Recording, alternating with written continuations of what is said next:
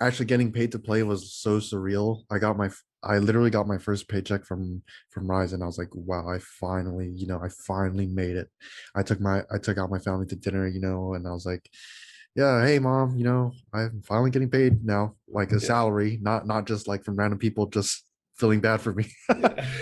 Hey guys, this is an interview with Derek Overwatch, otherwise known as Derek, if you know him personally, or Overwatch if you don't. And in this interview, we dive pretty deep into his origin story into gaming, his story of becoming a pro player, some of the difficulties that came up along the way, but also about the process of how other people can climb. So they can start joining tier 3 teams, climb into tier 2, and eventually into tier 1. So I hope you guys learned something new from this interview. I hope you enjoy hearing his story. And if you did, then feel free to leave a comment down below and shout out to him on Twitter and let him know what you learned from him. So I hope you guys enjoy the interview. So to kind of kick things off, if anyone doesn't know who you are, who are you? What is your experience in competitive gaming? uh I'm Derek. I was born and raised in California, and I've been playing games pretty much all my life. It started probably when I was 6 and 7. I had a N64, I had a GameCube, like a Wii, everything pretty much growing up. My mom was made me a spoiled brat. Um, and my first FPS was CS 1.6 when my dad would like play and I would watch him. And when he would go into the kitchen and leave the computer, I'd like hop in for a few rounds. And that's where I first got started with FPS games. But then I moved away from that for a little bit, for just console games, and like I had an unhealthy amount of hours in like Call of Duty, like Modern Warfare 2, Black Ops. Yeah, So I'm relatable. pretty sure that everyone has that. So and then my first game that I took a little bit more serious with like stream wise or in competitive wise was Overwatch, obviously.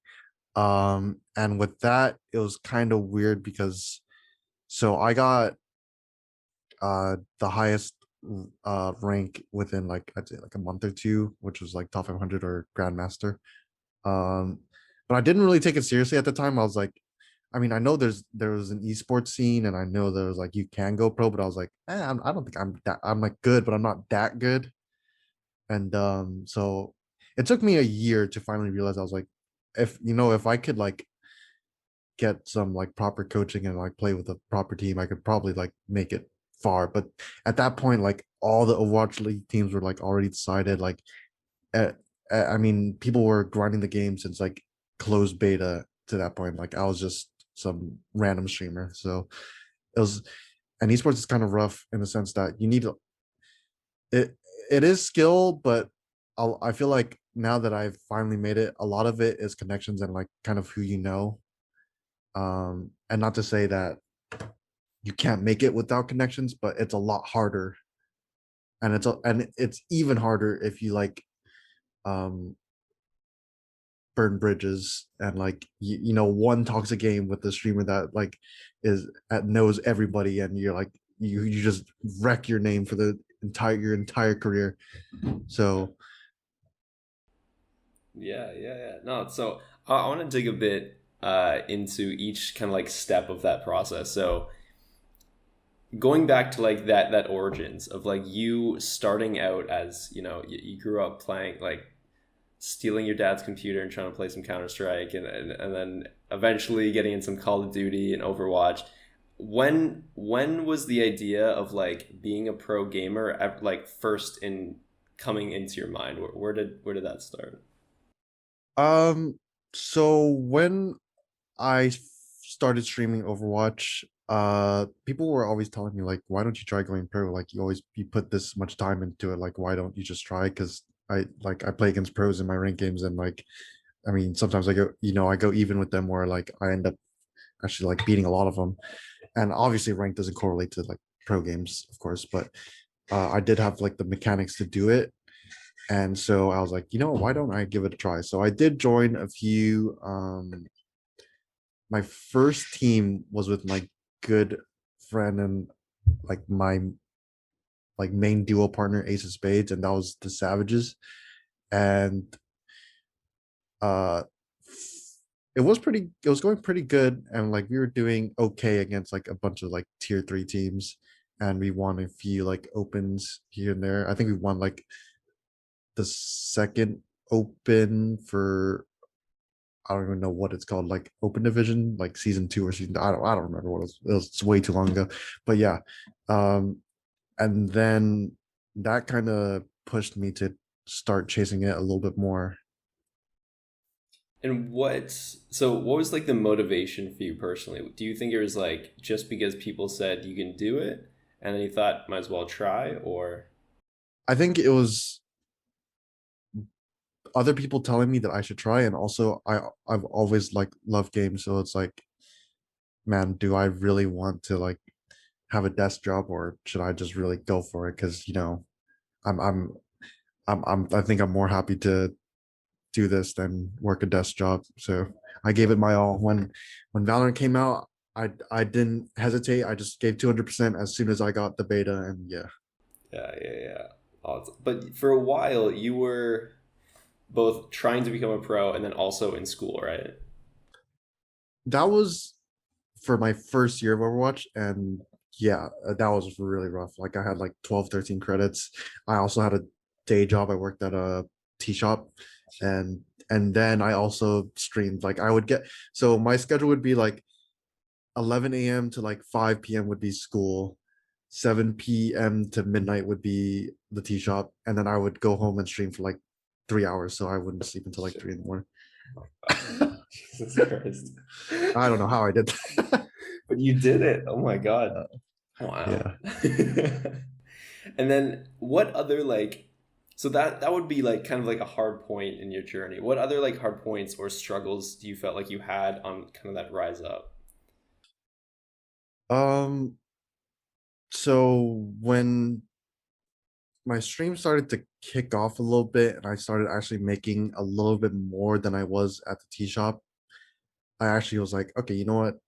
Screw it. I'm just gonna quit and just give this my all, because I was like, I feel like I could make this work if I really tried my hardest.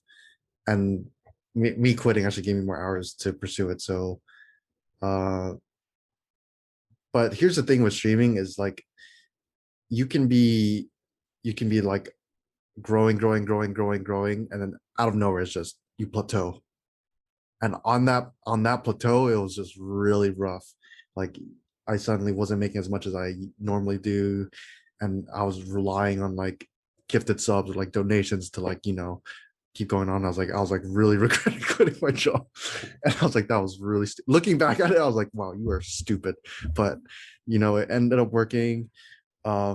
And then another dry point was like, I joined another uh open team. It was called Underwater Squad, and that was like my last really push to join like a contenders or Overwatch League team. And we ended up not making contenders by like, I think it was 3 or 4 map differential. It was really close, and I was like, wow, I almost made it. And then from there, I was just like, um, that I think that was a point where Overwatch was at the goats meta, which was, for people who don't understand, it's like the triple tank, triple support. And so there was like no DPS at all. And personally, I enjoyed playing it, but it was like really repetitive. And I was like, man, if the game keeps going in a direction like this, I don't know if like even if I want to be pro in this. So I dropped everything and I just went full content creation for Overwatch. And that was the next, like, I want to say 1.5 years until news of Valorant came out. And then I was like, wow, okay, I'm just gonna stall until this game comes out, because like a Riot FPS, I was like, that's a fresh start. So Yeah. Yeah, yeah. So you were locked on from as soon as you heard news about yeah, Valorant. yeah. I think everyone was. I think like, and at that time too, like NACS was like kind of on the downhill. Like if you weren't a top 2 team, you were just not getting paid at all, and there was no Mm-hmm. events. So I think everyone was excited for that. So then what happens when Valorant came out and how did you approach Valorant differently in Overwatch after all that you kind of learned and went through? So I think my journey in Valorant was a little bit different because I did kind of build a reputation for myself in Overwatch. Not a big one, but I still knew a bunch of people. I knew a few orgs, people on orgs that were gonna transition into Valorant. Um, I had a small I think I was averaging like 600, 700 viewers on Overwatch, and then that kind of helped me propel myself into the Valorant community too. Because what I would do is I would stream Overwatch for like the first 2 hours, build my normal viewers, and then swap over to Valorant, and I would still retain like 300, 400. So that was pretty good. And as soon as I got the beta for Valorant, I instantly hit up some of my friends from Overwatch, and we joined. We were playing under Triumph Gaming, and so right away that just automatically is way different from my start in Overwatch. Like I didn't know anyone. Like, and now in Valorant, I have a organization that's willing to pay for like all of our tournament fees. So right off the bat, like I didn't have to join any discords and like put an LFT. Like people just knew me and they're like, okay, yeah, you can play on our team. So do you feel like just being a part of that content grind for a while was kind of just the saving grace, and just that networking beforehand was key for you? Yeah, I feel like it was, and I feel like that's kind of what you have to do in esports, just especially to build longevity in your career. Like you can be a player, but you should also build a brand for yourself to like the money isn't going to be there as a player for your entire life. So try to stream and try to build a brand, you know? Yeah, yeah. And so that's kind of your journey up till this point. What's your life like these days? My life now, oh, way better than before, trust me. Actually getting paid to play was so surreal. I literally got my first paycheck from Rise, and I was like, wow, I finally made it. I took out my family to dinner, and I was like, yeah, hey mom, I'm finally getting paid now, like a Yeah, salary, not just like from random people just feeling bad for me. yeah. And Oh, that's awesome. um I really love what I do, and like I practice 5, 6 hours a day, and then I stream for another 4 or 5 hours, and I don't think I would give it up for anything. That's amazing, man. I mean, this is why I think you have such a good story. And also, I mean, you have those points where you prematurely try to dive into it. You like quit your job a little bit too early, or like things like that. And I mean, I think that's interesting. And to kind of dig into that for a second, if there's someone out there who's like super serious about becoming a pro, when do you think it's time for them to actually quit their job or quit school and go all in? So I think you should go all in once you finally secure like a either a team that you truly believe will take you to the top, like even if you're not getting paid, that will take you to the top. Like um I I don't know that there's like certain players that I've heard and that like did school and had a day job and still played pro. It was like a few CS pros, I think. I don't know which one. And then they only quit once they like made it. Like once they got signed and like once they were getting paid. Um Obviously in my case, I didn't do that. Like I just said screw it, quit my job, and then whatever works. And I feel like that was really risky. It ended up working for me, but I don't think uh you should normally do that. Listen to your parents, stay in school, do it on the side. And if you're good enough and if you have like the talent for it, maybe convince them to take a year off school, or after you graduate high school, take a year off and really, really put your head down and pursue it. Yeah. Do you feel like for you, your parents were supportive of your gaming career, or do you think it took some convincing? Uh so they're luckily for me, I had really supportive parents and they've always known I love games. And I also have a cousin, her name's Gina, and she worked for Machinima, and she does streaming too, and she's like the host of G4. And she's a big part of why like I was like, hey mom, look what Gina's doing. Like I could do this too, just a different version of it. I can go pro. And I would always show them like I would always be watching like pro LCS games or pro Overwatch League games, and they would kind of like be like, oh, so, and they would see like the player cams and they would see like it's a legit thing, like there's a stage and there's a crowd and everything. They're like, oh, this is kind of a legit thing, you know. Yeah. And they they they knew I had a passion for it, and I feel like they saw that, so they kind of just let me do my own thing, and yeah, it worked out, That's thankfully. awesome. Yeah, yeah. No, I think this is something that a lot of players overlook is that support from parents. They will like head down, have their dream and focus on it, but never explain it to their parents and never show them what they're doing. I feel like if you truly want to pursue this, you have to be vocal and you have to communicate, like, this is not a normal thing. This is only the top 1% of 1% really make it. Even then, that's if you have the connections. This is not like you have the experience and then they just automatically hire you. No, this is something different, and you have to explain that, Yeah, right? absolutely. So the Absolutely. communication has to be on both sides. For sure it does. And so when you're grinding and trying to get that, onto your first teams, what is that process of, let's say a player is pretty good and they haven't joined a team yet. How do they get onto their first team, or how do they get into the maybe tier three scene? So my advice, and I get this question a lot in my stream, is there's a bunch of discords around like building like tier three teams. I personally don't know what they're called. I think one of them is called like just the Valorant Discord, and there's like LFT sections. I would start there, or another way to start is like if you're already a Radiant or like High Immortal, which you should be if you want to really pursue this. First of all, you need to like um a good way to like for people to build careers is like they do really well against like other pros or streamers, and then they get their name out there, and then they start streaming, and then they build a reputation for themselves. Like, I'm not saying just to like Q snipe streamers or like pros. Don't do that. Sure. If you like genuinely get them in your games and then you do well, that's one way of going about it. um or like if you find people in rank that you enjoy playing with and you know that they have a team, just be like, hey, ask them, like, is there a spot for your team, or is there like, or like play in like weeklies with them. A big thing that I did as soon as the Valorant beta came out, and like I feel like all my peers did too, is like if there was a weekly, you were in it. It didn't matter. Like I did VCS weeklies, I did like Boom TV weeklies, I think I was doing like 2 to 3 weeklies a day, or a week, sorry. Yeah. So I didn't like, and you might say like the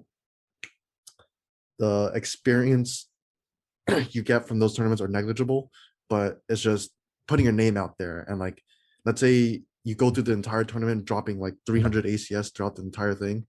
Like, people eventually are gonna like catch on. Like, hey, he's kind of decent at these weeklies. We should just give him a shot. Yeah, yeah, yeah, absolutely. And it helps if you can get an audio clip of Shroud saying something nice about you. Yeah, that yeah, that helped a lot too. Dude, dude, Derek is not. Someone signed this guy. Are you kidding me?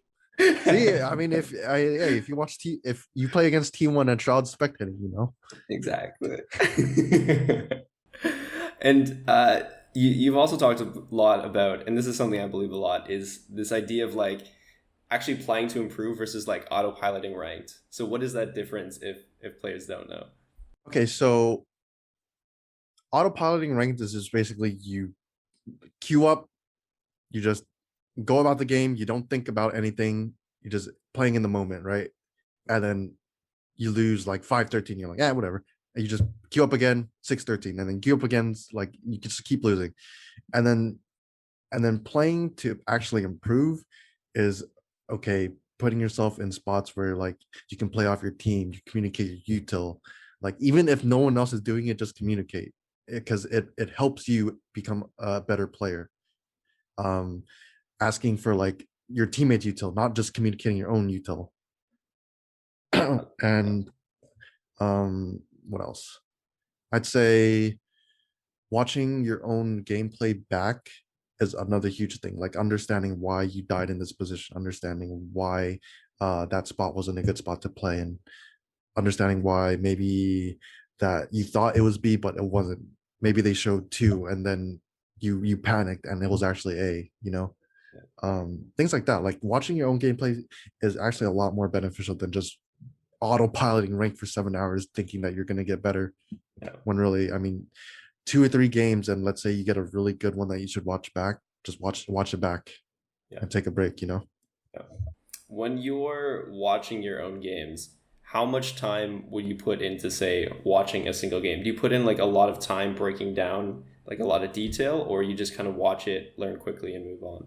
Well, I don't watch my own rank games, but I watch back my own scrims. And as a team, you should do it. But personally, I do watch back my own scrims. Like if there's a certain round where I was like, why did I do that? Or why did I was this good that I droned like right after they broke my dart or something like that. I would always remember the round. Like I'll write the round down, and then I'll just go to that specific round. I'll watch over and I'll just come to the conclusion that, oh, that was good. Oh, that okay, maybe I shouldn't do that. So it's not like I watch over the whole game. It's more like specific rounds that I feel like I could learn something. Yeah, yeah. And that leads me to another thing, which is you often talk a lot about how like ranked is kind of a joke, and like you shouldn't just grind ranked purely. So why is that for players who are out there grinding ranked right now? I actually think that Valorant ranked is okay for practice, mainly because there's so many variables of Valorant. Like there's so many abilities, there's so many ways to take a site. And I truly believe that playing ranked is like actually good if you're starting like trying to become a pro, just because there's a lot of things that I wouldn't like. There's a lot of niche things that you wouldn't know if you didn't play a bunch of rank, like there's so many like off angles, so many like spots that you can get onto that you wouldn't know if you didn't play enough rank. And I'd say there comes a point where like playing too much of it may be a little bit bad if you build up like bad habits, and like you're taking fights that you normally wouldn't like in a actual match. But as long as it's good practice and you're putting like your actual effort into it, I think it's okay to play a bunch of hours a day. Yeah. And how would you compare, say, just playing ranked versus scrimming and playing with the team in terms of building your skill and building experience? As soon as you can, you should start scrimming.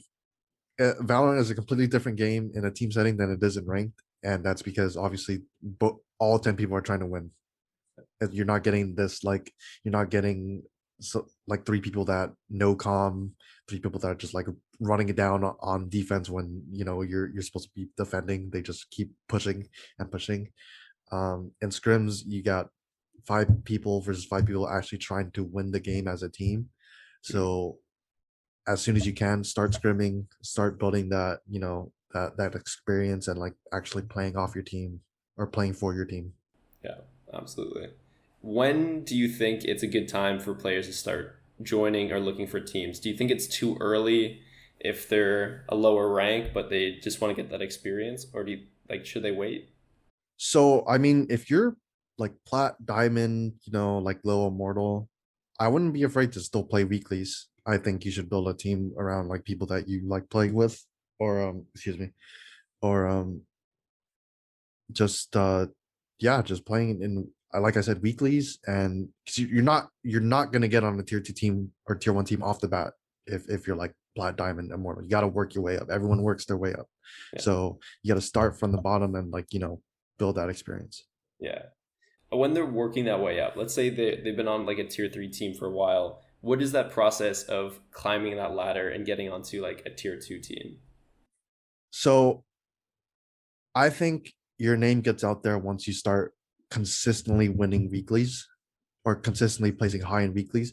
Because I mean, I don't know about other pros, but sometimes I do check in like on the finals, the semifinals or grand. Usually I only check the grand finals of weeklies just to see like what's happening, because sometimes I do like, and I enjoy watching where I came from and seeing how it's working now. So that's a good way to get like scouted. uh and I'd say,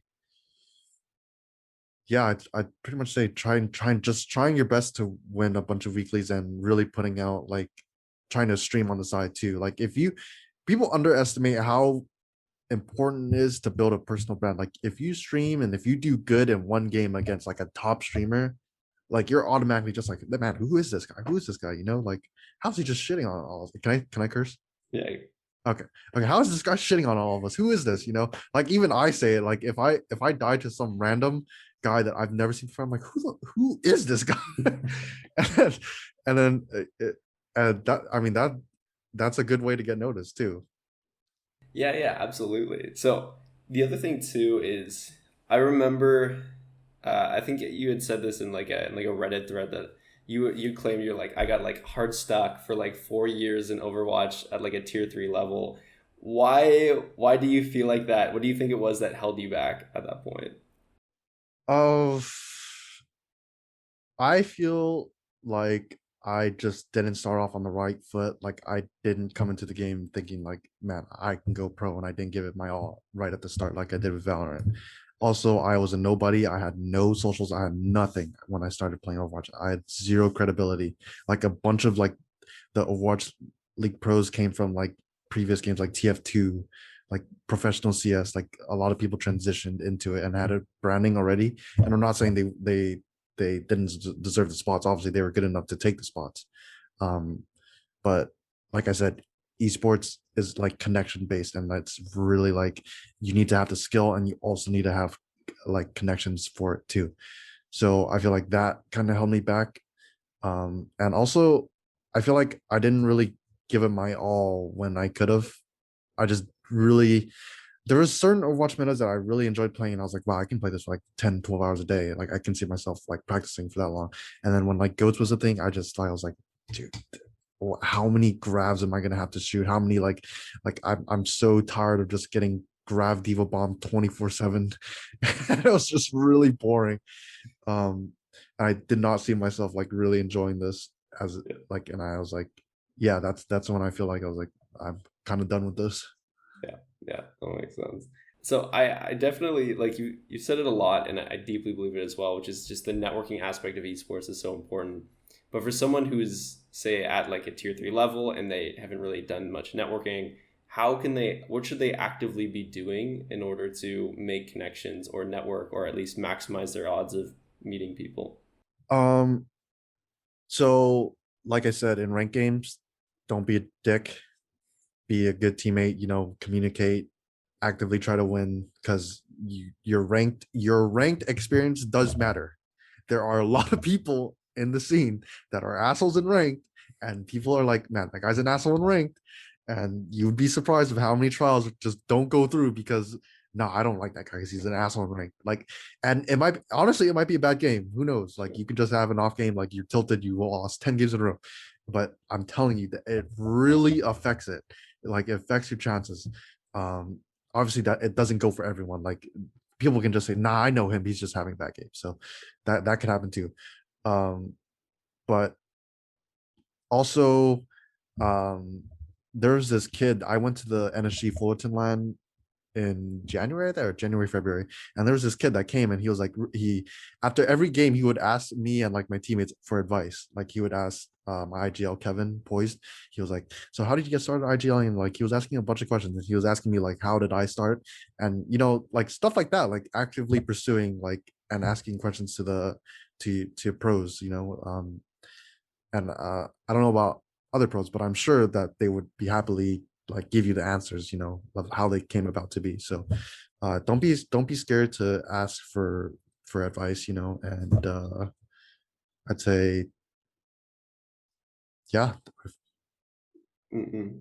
On the personal branding side, like I think this is also an often overlooked aspect, but I think it can be quite important. Like even teams, if they see you are good at personal branding, like teams or businesses, they like to see this. So how would you recommend someone get started building that personal brand or like, yeah. So a big way, and a way that I've been neglecting personally, is TikTok clips. Like if you get a clip that's like even decent, like 3K is like if you get a share of 3K and it's like kind of cool, post it on TikTok. I don't know. I don't know how the algorithm works, but like I was paying a guy to do it for me, and like just the most average clips that I thought were average, just like 100K, 200K views, like overnight. And I was like, what the? And I Yeah. had like 7K followers in like a week.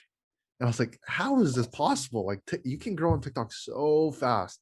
And I feel like starting from there and then making a Twitter. Twitter is huge. Like, um, just like just communicating with people in the scene, like commenting and just like interacting with people in the scene. Because like, um, once you start building up your name and then people start interacting with you, that's how you grow yourself. Uh, and once the time comes and once you do make it, orgs will actually respect that, and orgs will often pay you more money because you do have like that branding. You're not just a player. You actually have like a following. Yeah, absolutely, absolutely. No, that's good advice. And then once they, let's say they're at that tier 2 level, they're making that progress, they're making some connections. What does it take to bounce to that next step, that tier 1 scene?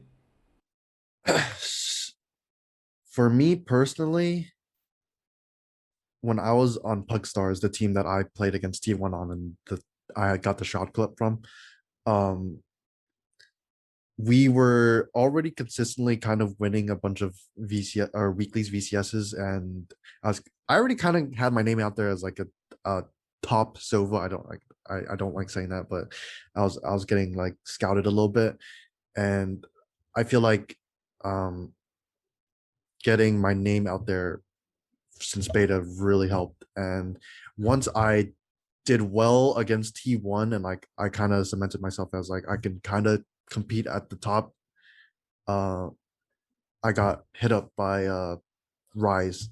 It was actually my IGL that hit me up first. It was Poised. He was just like, hey, are you like pursuing anything else? Do you want to come play for Rise, because we need a Sova? And I was like, sure. And then literally I got handed a contract 2 days after. I didn't even trial. Wow. Yeah, I did. There was no trial phase. I just got bumped in. And then so when I started first playing on Rise, everything was pretty going good. I was like, there was a little bit of stuff I needed to learn personally because I didn't come from like a CS background. So there was like a bunch of terms and stuff they were using that I'd never heard before, just because like none of my other peers used it before on other teams. So like I had to learn about probing, I had to learn about like trading, proper spacing, uh like knowing when to go quiet on certain parts of the map to pull rotations or like to bait rotations. And like there was a lot of stuff that they taught me that I didn't know before. Like I was like, oh, okay, wow. And I feel like that leveled me up as a player. Yeah. And I don't know how to explain like how you go from the tier 2 to tier 1 scene, because I just feel like it's something that it just varies. Like once you make it to like a tier 1 team, they should teach you like all the things you should know, like all the things that like uh they should expect from you. They shouldn't just throw you in and like, okay, you fill the role, and now what? Yeah. They're obviously going to teach you stuff. Like um I don't think there is a specific answer to how you can go from tier 2 to a tier 1 as a player. I think it just varies from like experience and just how fast you can like learn stuff. Yeah. Yeah. No, it makes a lot of sense. Is there a way that people can start learning that stuff or some of that stuff before they get approached by a tier 1 team? um a big big help to me actually was watching watch parties of VCT games. So a bunch of pros. I was watching a lot of Steel. I was watching a lot of Sean Gares. Just how they thought about the game, like in the macro sense. And like I was just like, and it helps because you can see what the enemy team is doing and you can see what like both teams are doing basically and how they react off each other. And then also it helps where they just explain like why that's happening. So and then if you can watch the round out, let's say, without their help, and then just see like why the teams are doing what they're doing, and then you go back and then you watch the replay of like what Steele and Shangers are saying, and then you're like lining up. That's a good indication that you're like actually understanding the game and why the teams are doing what they're doing. Yeah, So yeah, I'd say that's pretty good way of like getting that experience before even reaching the tier 1 scene. yeah, absolutely, absolutely. Um, in your own personal skill, I I'm sure you don't feel like you're at the very top of your skill levels. What do you think it's going to take for you to even climb higher than you are now, or what do you think it is that's stopping you or holding you back right now? Um, Personally, for me, I feel like I've plateaued a little bit as a player. Like we were on a hot streak with Rise, like during our LCQ run and like everything. And